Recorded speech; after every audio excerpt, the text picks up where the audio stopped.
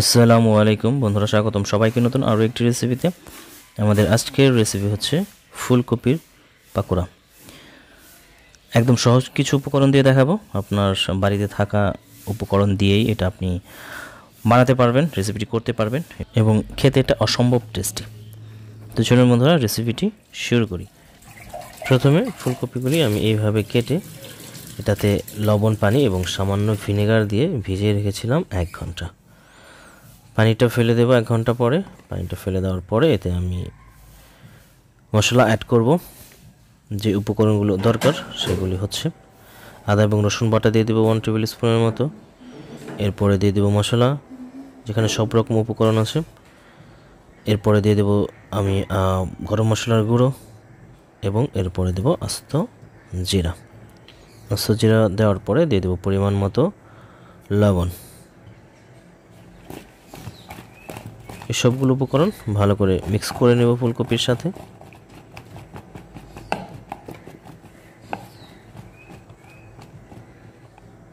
সুন্দরভাবে মিক্স হয়ে গেলে আমরা দিয়ে দিব 2 টেবিল স্পুনের মতো আমরা দিয়ে দিব এখানে বেসন এবং 1 টেবিল স্পুন দিয়ে দেব কর্নফ্লাওয়ার।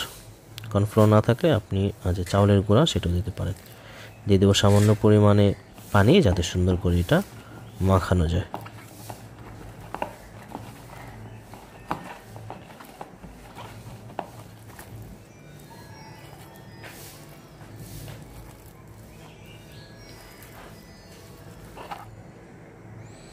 সুন্দরভাবে মাখানোর পরে আমরা এটাকে রেস্টে রেখে দেবো আধা ঘন্টা।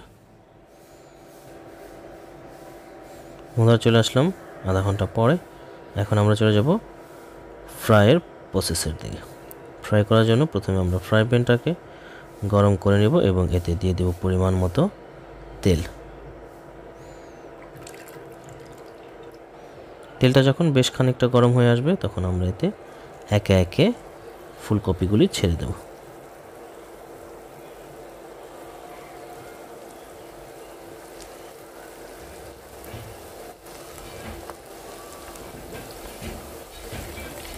মিডিয়াম হাই হিটে এটা ফ্রাই করার চেষ্টা করবেন, অনেক বেশি হাই হিটেও না এবং লো হিটেও না। মিডিয়াম হাই হিটে থাকলে পাকোড়াটা আপনার সুন্দরভাবে হয়েও যাবে। যেহেতু এটা আমরা সিদ্ধ করে নিইনি, সিদ্ধ করার চেয়ে আমি যে প্রসেসটা দেখালাম এইটা আপনার খেতে টেস্টি বেশি লাগবে।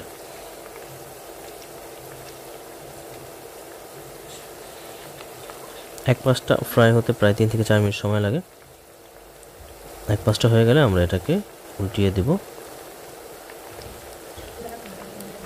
উল্টিয়ে দেওয়ার পর খুব একটা বেশি সময় লাগে না। সেকেন্ড পার্টটা হতে মোটামুটি 1 মিনিটের মতো সময় লাগে দ্বিতীয় পার্টটা হতে।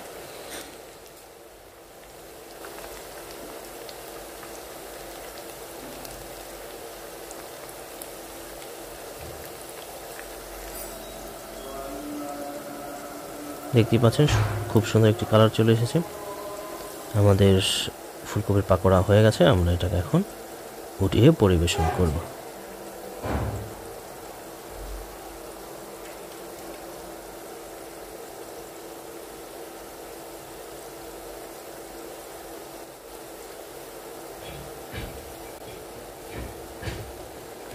যারা এই ধরনের খাবারগুলো পছন্দ করেন বিকেলের নাস্তায়, তাদের জন্য খুবই টেস্টি একটি ফুড এটি, এবং আপনারা ট্রাই করতে পারেন।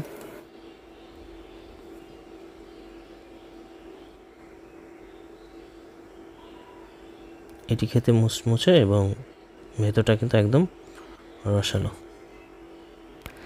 বাড়িতে ট্রাই করতে পারেন, আশা করি ভালো লাগবে। টেস্টের সাথে সাথে এটি কিন্তু একটু হেলদি ফুডও বলা চলে।